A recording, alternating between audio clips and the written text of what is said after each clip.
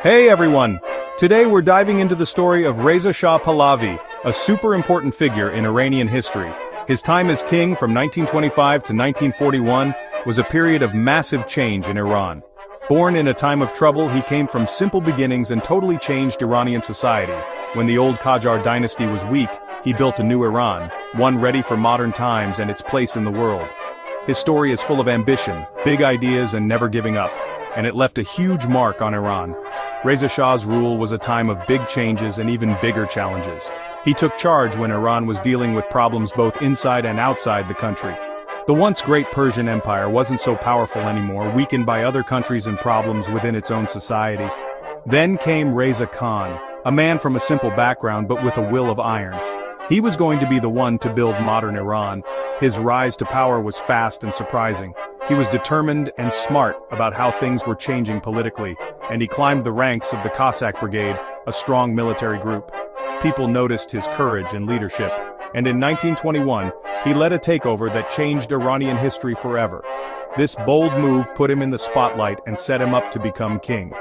With the Qajar dynasty about to fall, Reza Khan saw a chance to take charge and create a new system. He wanted a strong Iran, controlled by its own people, free from other countries telling it what to do. He wasn't just about taking power, he wanted to modernize Iran, bring it into the 20th century, and make it great again. But his ways of doing things were as controversial as his goals, leaving a mixed legacy that still affects Iran today. Beyond his political and military achievements, Reza Shah's personal life was also quite intriguing.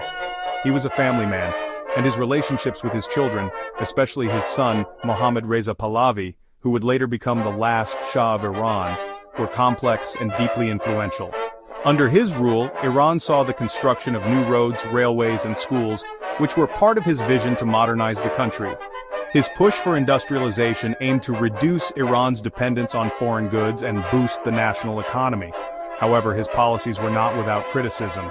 Many felt that his methods were too harsh and that he often suppressed dissent with an iron fist. In the end, his reign came to an abrupt halt during World War II when he was forced into exile by the Allies, marking a dramatic end to his rule. Despite the controversies, Reza Shah Pahlavi's legacy is undeniable. He laid the foundations for a modern Iran, and his impact is still felt in the country's political and social fabric today. Reza Khan's story, from nobody to the most powerful man in Iran, shows just how ambitious and clever he was.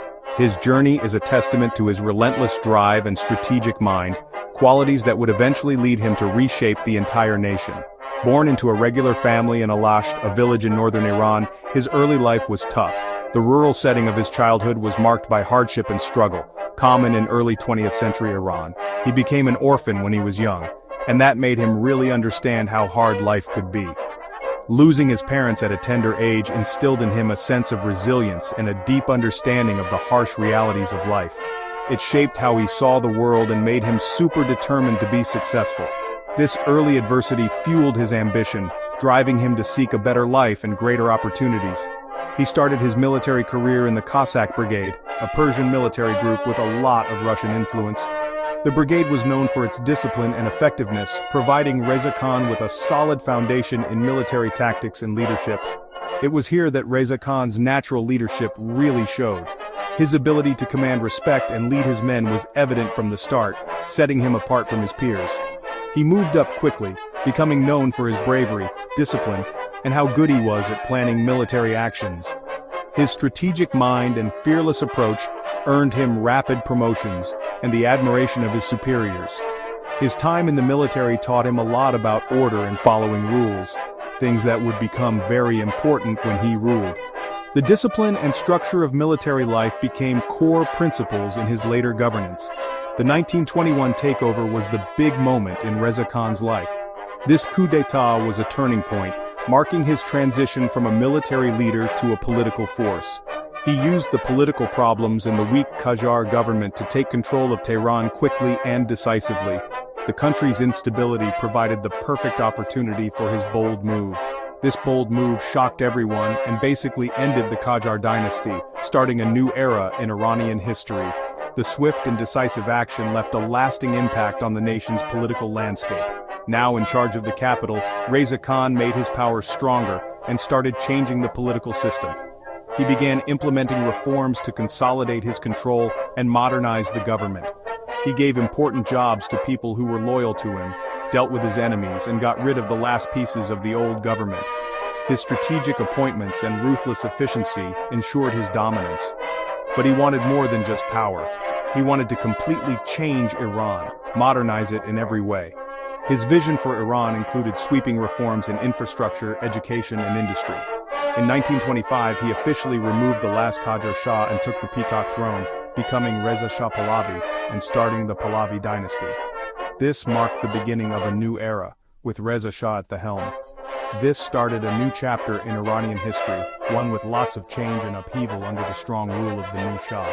His reign would be characterized by significant efforts to modernize and transform Iran into a powerful, centralized state.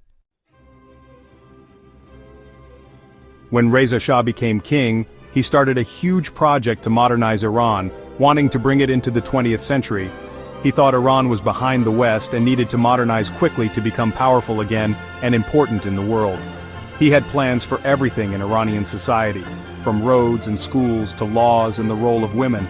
One of the biggest things Reza Shah did was build infrastructure. He knew transportation was important to connect the huge country of Iran, so he built a railway system across the whole country. The Trans-Iranian Railway, a massive engineering project, became a symbol of his modernization, connecting the Persian Gulf to the Caspian Sea and making trade and communication easier. Besides the railway, Reza Shah built modern roads, which made it much easier to get around and communicate within Iran. He spent a lot of money on public projects, building schools, hospitals, and government buildings to make a modern and efficient government. He also improved communication by expanding the telegraph and telephone networks, connecting even the most remote parts of the country. Reza Shah knew that real modernization needed more than just buildings and roads. He knew education was important to create skilled and educated people, which Iran needed to progress. So, he built many schools and universities, encouraging modern education and focusing on science and technology. He wanted to give Iranians the knowledge and skills they needed to be part of the modern world. Reza Shah's modernization wasn't just about buildings, it was about changing Iranian society itself. His vision extended far beyond the physical transformation of cities and infrastructure. He aimed to reshape the very fabric of Iranian culture and social norms. He thought old traditions and social rules were holding Iran back, so he made big changes to create a modern, progressive country. Reza Shah believed that to compete on the global stage, Iran needed to break free from the constraints of its past and embrace new ways of thinking and living. These changes, often made without caring much about tradition or people who disagreed, affected every part of Iranian life, from what people wore to the role of women and the legal system. The reforms were sweeping and touched every aspect of daily life, challenging long-held customs and beliefs. One of the biggest social changes Reza Shah made was the Kashfi hijab, which banned women from wearing veils. This policy was part of his broader effort to secularize and modernize Iranian society. This was a controversial move that went against centuries of tradition. Many saw it as an attack on their cultural and religious identity, leading to significant resistance and protest. He wanted women to be more involved in public life, saying the veil was a symbol of being old-fashioned and stopped progress. Reza Shah believed that by removing the veil, women would be able to participate more fully in the economic and social life of the country. Many people, especially those with traditional views, didn't like this, but Reza Shah didn't change his mind. He was determined to push through his reforms regardless of the opposition. He thought giving women more freedom was important for Iran to modernize. He believed that a modern nation could not afford to sideline half of its population. Besides allowing women to not wear veils, Reza Shah made other changes to improve their position in society. He saw women's empowerment as a key component of his modernization agenda. He gave women the right to go to school, encouraged them to work, and opened up new opportunities for them in various fields. Education and employment were seen as essential for women's liberation and the country's progress, and made laws to give them more legal rights. These legal reforms aimed to provide women with greater protection and equality under the law. He believed a modern country needed everyone to participate, men and women, and that empowering women was crucial for Iran's progress. Reza Shah's vision of modernization was inclusive, aiming to harness the potential of all citizens. Reza Shah also changed the legal system. He saw the existing system as outdated and inefficient, needing a complete overhaul. He made it more centralized and efficient, aiming to create a legal framework that could support a modern state, replacing traditional Islamic courts with a modern system based on European models. This was part of his broader effort to align Iran more closely with Western standards and practices. He created official civil and criminal laws, established a Supreme Court, and introduced new legal codes. These changes were designed to make the legal system more predictable and just, and tried to make legal processes more fair and transparent. Transparency and fairness were key principles in his legal reforms. These changes, while meant to modernize the legal system, were sometimes criticized for weakening traditional Islamic law and making him more powerful. Critics argued that these reforms concentrated too much power in the hands of the state and eroded the influence of religious authorities.